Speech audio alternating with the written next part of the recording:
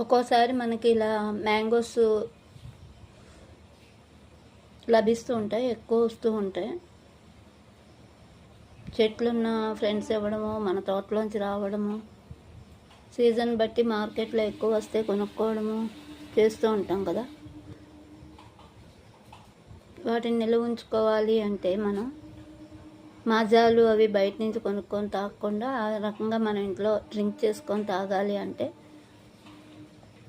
చక్కగా పండిన పళ్ళను, జ్యూస్ ఎక్కువ ఉన్న పళ్ళను తీసి జ్యూస్ బాగా తీసుకొని టెంకలు తొక్కలు పడేసి ఆ జ్యూసు తీపిని బట్టి చూసుకొని మనకి ఎంత అవసరం అవుతుంది వాటర్ కలిపినా సరిపడే విధంగా అనమాట. 1 కేజీ జ్యూస్కి 1 కేజీ పంచదార కలిపి సిట్రిక్ యాసిడ్